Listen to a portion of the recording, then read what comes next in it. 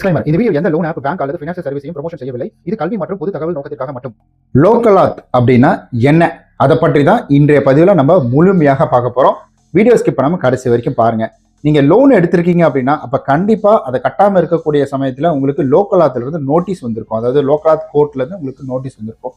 சென்னையில இருக்கிறீங்கன்னா எனக்கு தெரிஞ்சு அதிகமா ஆலந்தூர்ல வந்துட்டு உங்களுக்கு வரும். ஸோ நிறைய பேருக்கு இது வந்திருக்கலாம். அப்புறம் செங்கல்பட்டு இந்த மாதிரி மாறி மாறி உங்க ஒரு சிலருக்குலாம் வரும். அந்தந்த ஏரியாவை பொறுத்து வருங்க. அப்போ நீங்க லோக்கலாத்துன்னு உங்களுக்கு ஒரு நோட்டீஸ் வந்திருக்குன்னா நீங்க என்ன பண்ணலாம்? ஸோ அதை பார்த்து பயப்படணுமா அப்படின்னு கேட்டீங்கன்னா கிடையாதுங்க. அதே போல் அதை இக்னோர் பண்ணுமான்னு கேட்டீங்கன்னா அதுவும் கிடையாது. ஸோ இதை பற்றி ரொம்ப தெளிவாக சொல்லியிருக்கேன், சுருக்கமாக சொல்லியிருக்கேன் பாருங்க. இப்போ முத நம்ம வந்துட்டு ஸ்கிரிப்டெல்லாம் எழுதி வச்சிருக்கிறோம். ஏன்னா வீடியோ டியூரேஷன் குறைக்கணும், பாயிண்ட்டை மட்டும் பேசணும் அப்படின்றதுக்காக. ஓகே, அதாவது லோக்கலாத் அப்படின்றது கோர்ட்டு தான். இது வந்து ஒரு பனிஷ்மெண்ட் கொடுக்குற கோர்ட் அப்படின்னு கேட்டீங்கன்னா அது கிடையாதுங்க. இந்த கோர்ட்ல உங்களுக்கு பார்த்தீங்கன்னா வந்துட்டு ஒரு சமாதானம் பண்ணி வைப்பாங்க. சமாதானம் பண்ணி வைக்கிறது தான் இதனுடைய வேலை. அதாவது ஏன்பா உன்னால கட்ட முடியல, என்னாச்சு ஏதாச்சும், சரி ஓகே வட்டி அதிகமாக இருக்கா, சரி அதை பாரு, இல்லை என்ன கட்ட முடியும், என்ன இஎம்ஐ போட போறேன், அந்த மாதிரி வந்து சமாதானம் பண்ணி வைக்கிறது தான் ஸோ இந்த கோர்ட்டினுடைய வந்து வேலை. பேசி தீர்மானம் கண்டுக்கலாம் வாங்கப்பா அப்படின்ற மாதிரி கூப்பிட்றது தான். இங்கே ஜட்ஜி இருப்பாங்க, அதுக்கப்புறம் லாயர் வந்துட்டு இருக்கலாம். அண்ட் அதே போல் வந்து போலீஸ் ப்ரெஷர் அப்படின்றது கிடையாது. ஸோ அடுத்தது நமக்கு பார்த்தீங்கன்னா ஜெயில் திரட்டை இந்த மாதிரிலாம் எதுவுமே கிடையாது. பணம் செலுத்த முடியலன்னா கூட நீங்கள் தாராளமாக அங்கே பேசலாம், உங்களுடைய சூழ்நிலைகளை எடுத்து அவங்க கிட்ட சொல்லலாம்.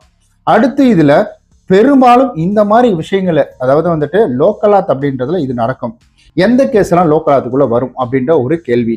அதுல குறிப்பா லோன் டிஃபால்ட் கேசஸ் அப்படின்றது வரும். இப்ப லோன் எடுத்து பணம் கட்டாம இருக்காங்களா அது வரும்.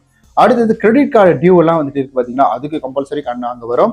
அண்ட் அதே போல உங்களுக்கு பேங்க் ரெக்கவரி மேட்டர்ஸ் வரும். அண்ட் வந்து செக் பவுன்ஸ் 138 இருக்கு பாத்தீங்கன்னா அதுவும் வந்துட்டு வரும். அடுத்தது இதுல சிவில் கேஸ், அதாவது ஸ்மால் சிவில் கேசஸ் எல்லாம் இருக்கு பாத்தீங்கன்னா அதுவும் இந்த இடத்துல வரும். ஸோ இதில் முக்கியமாக பேங்க் லோன் இந்த மாதிரி வந்துட்டு கான்செப்ட், பேங்க் அப்ளிகேஷன் இந்த மாதிரி கான்செப்ட் தான் இங்கே அதிகமாக வரும். கிரிமினல் கேஸ்லாம் இங்கே வராது. அது நம்ம எப்பவுமே வந்துட்டு தெரிஞ்சுக்கணும். அடுத்தது லோக்கலாத் நோட்டீஸ் வந்தால் நான் என்ன செய்யணும்? ஸோ நிறைய பேர் மனசில் இது இருக்கும். இதை கண்டிப்பாக வந்துட்டு நம்ம முக்கியமாக எடுத்துக்கணும். ஸோ இதை வந்துட்டு பார்க்கலாம் அப்படின்ற மாதிரிலாம் விடக்கூடாது. ஸோ லோக்கலாத் நோட்டீஸ் வந்தால் உடனே அரெஸ்ட் அப்படின்றது கிடையாது. அதுக்கப்புறம் ஜெயில், அதாவது அதான் சொல்கிறேன் இல்லைங்களா, இது ஒரு பனிஷ்மெண்ட்டுக்கானது கிடையாது, சமாதானம் பண்ணுறதுக்காக தான். இனி இந்த வார்த்தையை நம்ம எடுக்கக்கூடாது. கோர்ட் அப்படின்னு வந்தாலே நிறைய பேர் வந்து அப்படிதான் நினைச்சுக்கிறாங்க. ஸோ என்ன இப்படிலாம் நடந்துருமோ, நமக்கு தப்பா நடந்துருமோ அப்படின்ற மாதிரி. இது வந்துட்டு வாங்க பேசி பார்த்து எல்லாத்தையும் தீர்த்துக்கலாம் அப்படின்ற மாதிரி தான். இதுல வந்துட்டு நீங்க ஃபுல் அமௌண்ட் வந்துட்டு கட்ட முடியலனா கூட நீங்க பேசலாம். இஎம்ஐ இஷ்யூ இருந்தாலும் நீங்க தாராளமா இதுல பேசலாம். ஜாப் ப்ராப்ளம் ஏதாவது இருக்கு இதனாலதான் அப்படின்ற மாதிரி வந்துட்டு நீங்க பேசலாம். அதாவது உங்களுக்கு என்ன சுச்சுவேஷன் இருக்கு அந்த சுச்சுவேஷனை அப்படியே எக்ஸ்பிளைன் பண்ணுங்க. சொல்லுங்க சார் இந்த மாதிரி இருக்கு இப்படி இருக்கு அப்படின்றது ரொம்ப தெளிவாக எக்ஸ்பிளைன் பண்ணும்.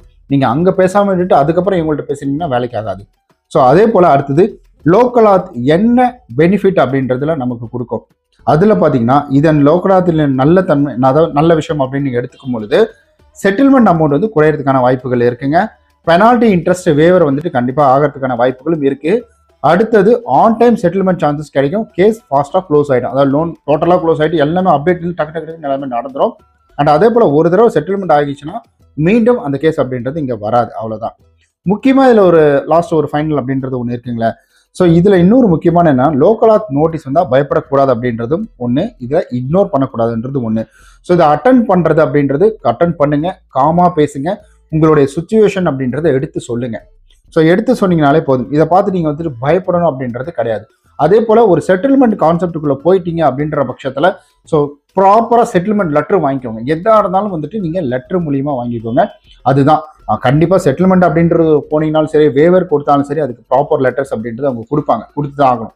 ஏன்னா அவங்க வந்துட்டு ஒரு கோர்ட் அணுகியிருக்காங்க, நீங்கள் போகணுன்ற அவசியம் கிடையாது. இது எல்லாமே வந்துட்டு வங்கி தரப்புல இருந்தோ, இல்லை ஃபினான்ஷியல் தரப்புல இருந்தோ, என்பிஎஃப்சி தரப்புல இருந்தோ, இல்லை ஆப் தரப்புல இருந்தோ அவங்க தான் பண்ணுவாங்க. நீங்க பண்ணணும் அப்படின்ற அவசியம் கிடையாது.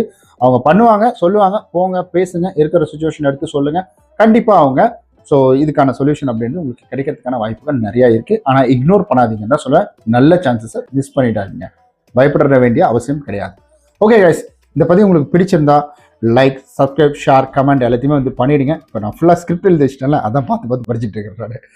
ஓகே கைஸ், ஸோ அடுத்தது வந்துட்டு இன்னும் என்னென்ன நம்ம சேனல் இம்ப்ரூவ்மெண்ட் பண்ணலாம், இன்னும் என்ன மாதிரி நம்ம சேனல் வந்து க்ரோத் பண்ணுறதுக்கு அடுத்த கட்டத்துக்கு நம்ம எப்படி போகலாம், உங்களுக்கு என்னென்ன விஷயங்களை பற்றி தெரிஞ்சுக்கணும் அப்படின்ற மாதிரி ஆர்வம் இருக்கோ அது எல்லாத்தையும் கீழே கமெண்ட் மூலியமா சொல்லுங்கள். ஃபர்தராக அதுக்கான வீடியோஸையும் நான் கூடிய சீக்கிரமாக மேக் பண்ணி கொடுக்குறேன். சாட்டர்டே நைட்டு நல்லா ஹாப்பியாக தூங்க. நம்ம நாளைக்கு பார்க்கலாம். பாய்.